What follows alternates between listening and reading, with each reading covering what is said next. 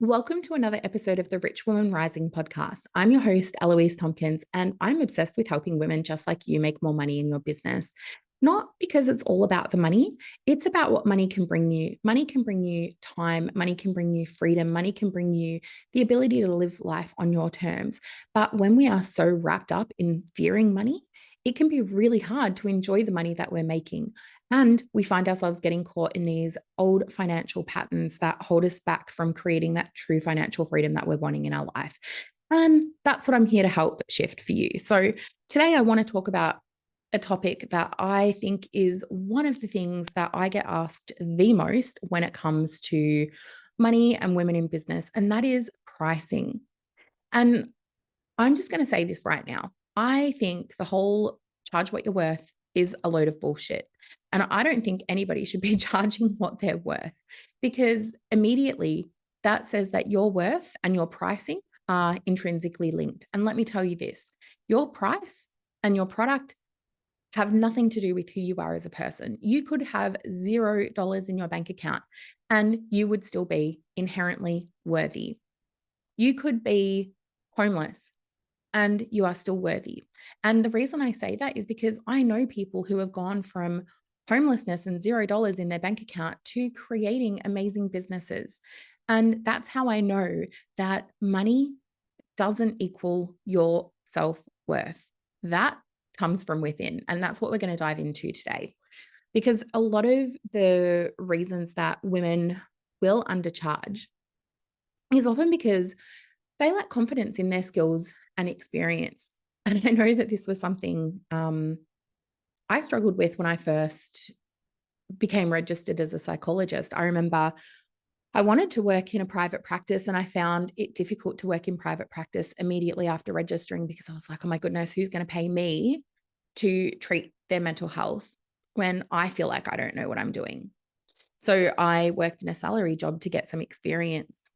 And that worked for me in many ways. But I see this also playing out in business. And funnily enough, even in private practice with psychologists who are notorious for undercharging and who are notorious for not valuing their work, even though we've got extensive skills and qualifications. And it's really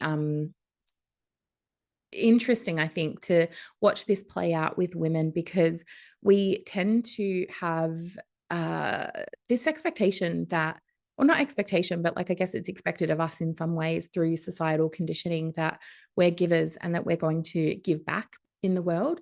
And if we give back and expect money, then that can also be something that we can find really difficult. And that leads us to then feel undeserving of that financial success that we might have because it's incongruent. It doesn't quite match up with that kind of inherent belief that we have that, oh, women shouldn't be wealthy. We should just give without expecting anything in return, which I think is bullshit. I think that you can make amazing money whilst making a massive impact, whilst helping people.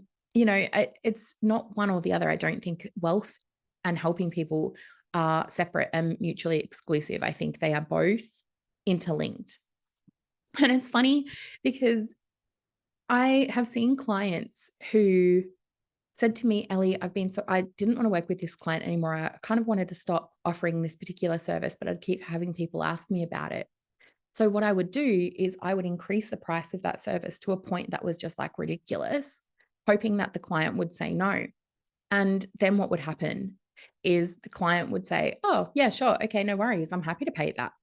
And my client would just be like, what the heck? Like, I increased the price so much. I thought that was like going to be a sure no for the client.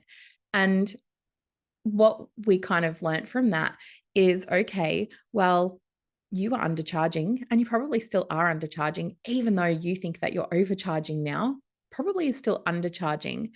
And also, people are going to pay regardless of what the price point is.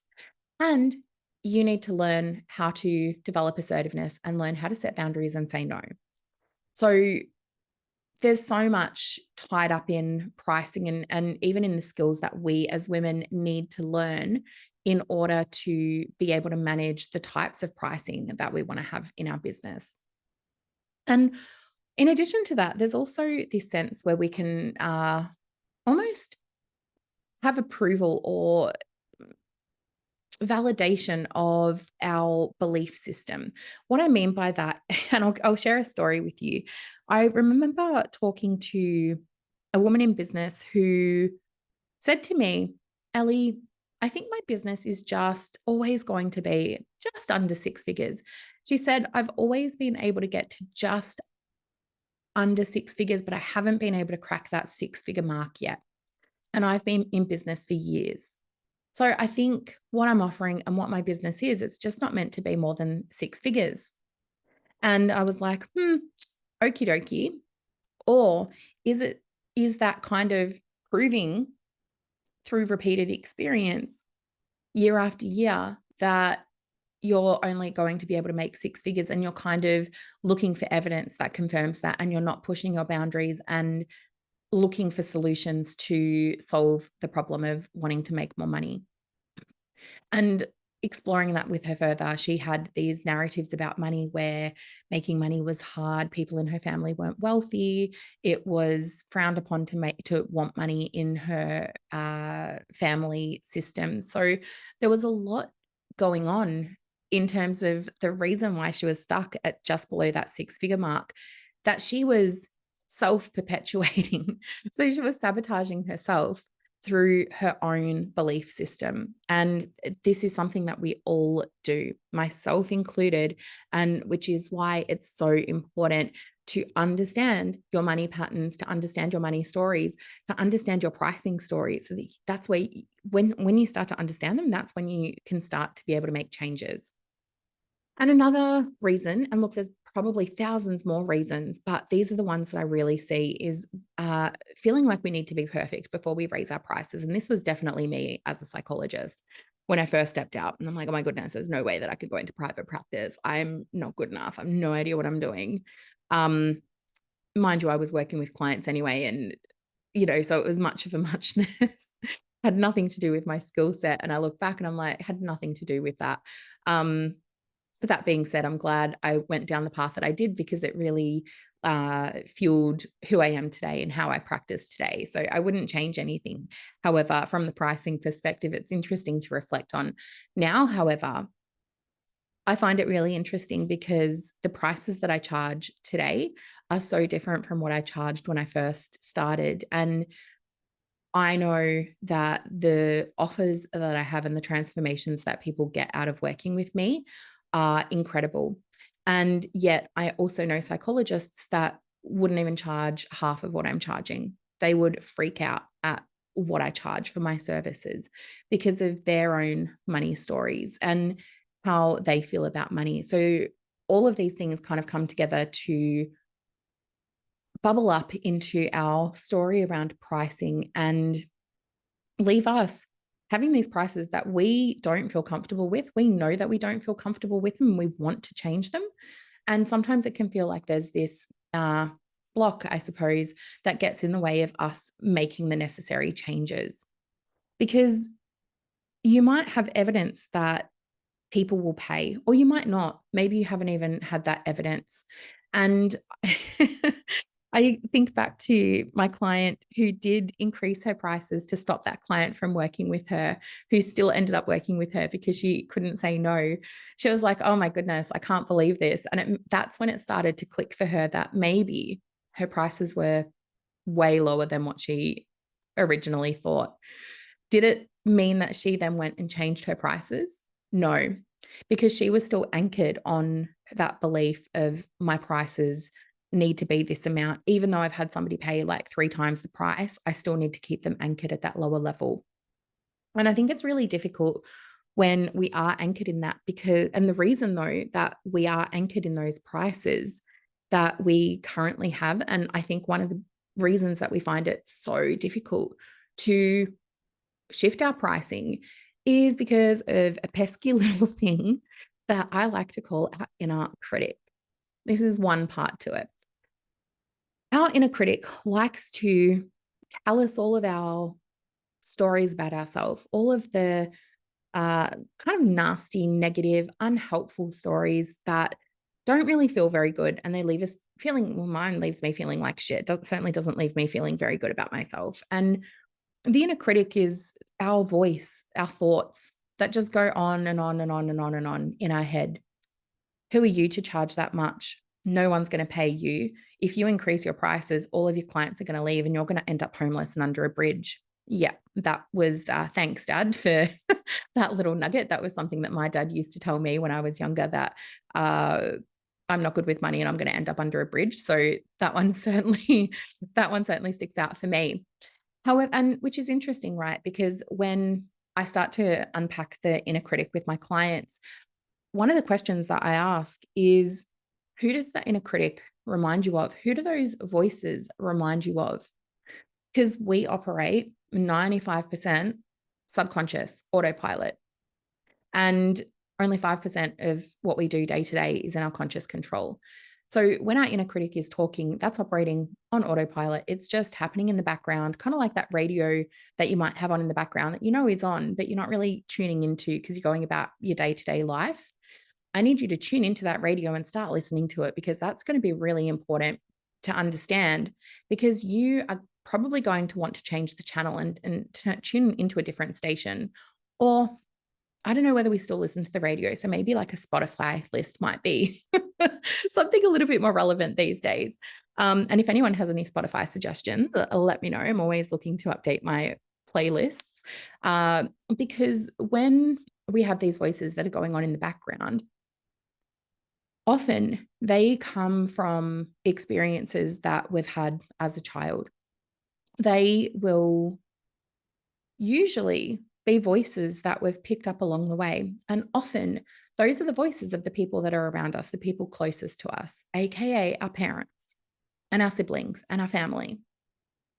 And sometimes it's going to be voices of people like, society, things that we've heard in the media, things that we've heard on the news. And particularly as women, we've heard all of these messages about how we should be in the world. And they all come together to kind of develop this voice, this narrative, this inner critic around money and our financial decisions, which are then going to have a huge impact on the decisions that we make in our business, particularly around pricing. So being able to tune into your inner critic, and I know that sounds really terrible. Like, Ellie, why are you telling me to tune into my inner critic? It's mean. I don't want to tune into that bitch. She's not very nice. I get it. I totally get it. But the thing is, if you avoid it, what do you think is going to happen? If you continue to avoid paying attention to the inner critic, it's still going to be there. It's still going to be spouting all this stuff. You're just not going to know about it, and you're not going to be able to do anything about it. So being able to tune into that inner critic is kind of like being able to recognize the problem, and then you're going to be able to take action on it, because you can't take action on a problem that you don't know about yet. So I encourage you to just start noticing your inner critic. What is it saying? Who does it remind you of? I know some of my stories very much remind me of my dad when it comes to money. Like that real fear that I get around money when my income or my savings drops below a particular point. Cool. I'm going to end up homeless. I'm not going to be able to pay my bills. I'm going to be out on the street. That's it. Game over. That's where my mind goes. But I'm aware of that story. So I can hold that story, and I can hold that inner critic, and I can name it. I can own it. I can be like, oh, hey, I know you. You're that under the bridge story. You come out because you're scared. I get it. I see you. And I acknowledge it.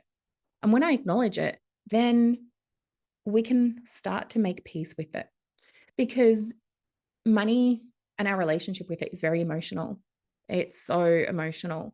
And when we think about our pricing, when we think about our self-worth, there's so much emotion attached to that. And that can make it really, really difficult, because we've got this inner critic that's kind of saying, you're not deserving of wealth. You don't belong here. Who are you to think that you can make 7 figures in your business? Oh, I don't think so.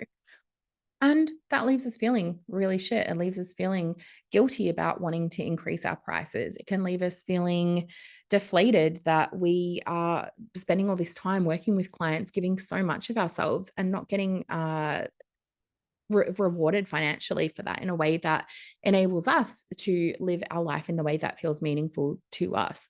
So we can have these really strong emotional responses to increasing our prices or even thinking about increasing our prices. And what I want to check in with you on is what feels comfortable for you with your prices. Like, what is it about your price now that feels comfortable? And what would happen if you doubled your prices? So I want you to like just think about a price in your business and then think about doubling that. What do you notice in your body thinking about doubling your prices? If you had to tell your next client that your price would be double what it is now, what would happen? What is the worst case scenario of that? What would that look like? What would that feel like? What do you notice happening in your body? I know for me, when I did that, not just then, but in the past, when I was thinking about increasing my prices, my body, like I would tense myself up and I'm like, I would physically recoil and be like, oh my gosh, there's no way that I could do that. That's an indicator that your nervous system doesn't feel safe around increasing your money, your pricing. And I'm not going to go into the nervous system in too much depth in this today, because I kind of wanted to focus more, I guess, on the inner critic side of things. But there's so many layers to our pricing. I guess that's what I'm trying to get across, is it's not just as simple as increasing your pricing. We need to understand our relationship to our inner critic. We need to understand our emotions, because both of those things then lead to how safe we feel in our body and in our mind to increase our prices. And that's where just charge your worth is a really shit gauge as to what you should be charging, because your worth is not measurable by money, and your prices of your services and products should not be tied to that in any way, shape, or form. So one of the things that I really love doing and has been something and continues to be something that really helps me, and again is something that I teach my clients, my one-on-one clients, and we do in the academy, is tapping into your inner millionaire, that version of you who has already achieved your financial goals, who has already achieved financial freedom. And one of the ways that I do that, and I do this every morning, I just kind of take a breath and let it out and imagine myself here and now today, stepping into her shoes, stepping into that version of myself. And that version of me is that calm, embodied, rational self who makes decisions, financial decisions, from a place of ease, makes decisions from a fact of knowing that money is abundant. There's plenty of money in the world available for me. I don't need to compete with any other women. I don't need to be jealous of anyone else's success, because there's room for all of us. And I celebrate all of that. And I step into that version of me every single day. It's a conscious choice that I make. And I've done a lot of work around being able to step into that inner millionaire, because it's not an overnight thing.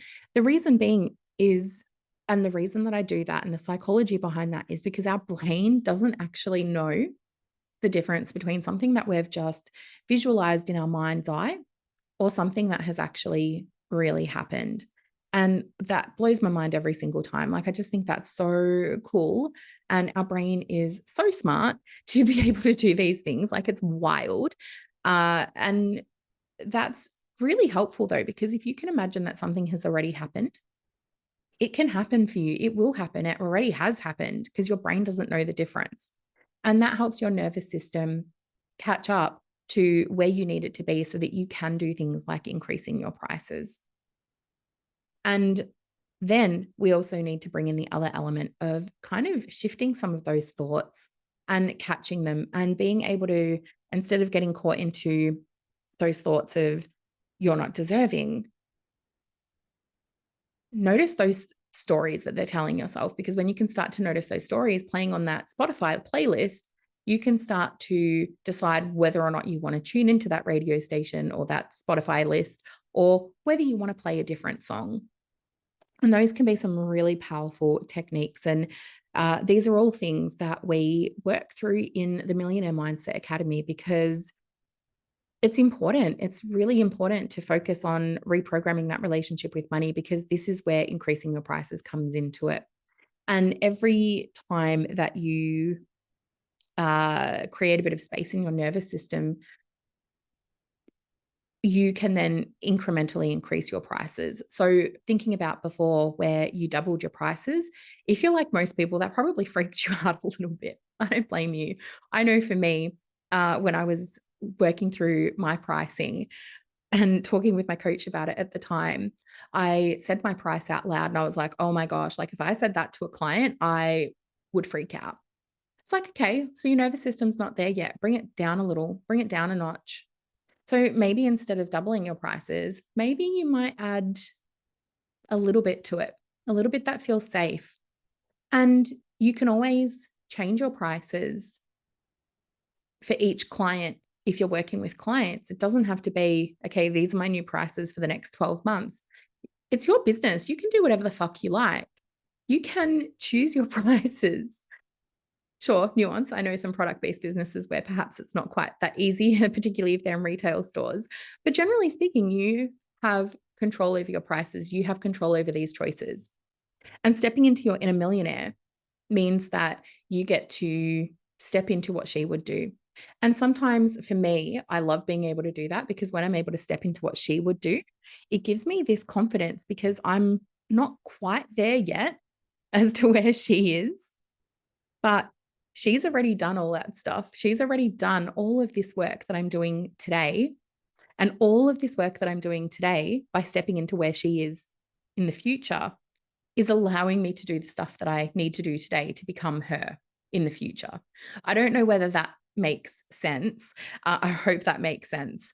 It's this parallel, like, and look, I like woo. I don't really talk about woo on the podcast. I don't really talk about woo too much in the academy. It's more science-based, but I am woo and I love a little bit of woo. And it's almost that sense of the universe knowing and having that plan out for you in the future if you just listen and look for those cues. And sometimes you have to lean into that.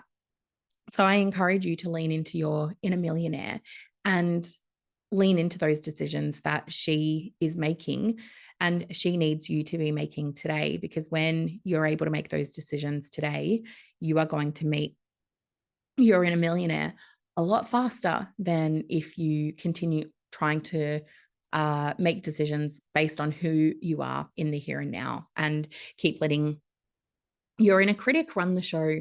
So as always, I really hope this episode was helpful and has helped you think about how you might be able to start shifting your prices and noticing some of those stories that come up for you. The other thing that I always say is if you loved this episode, please slide into my DMs or leave a review on the podcast, because if you leave a review, that's really going to help this podcast get out into the world and help more women improve their relationship with money, which is the whole point of why I'm doing this podcast. I want to help you, I want to help women change their relationship with money so that they can make more of it. Alrighty, that is all from me this week, and I will see you back on the podcast next week. Have a great week, and I'll chat with you soon.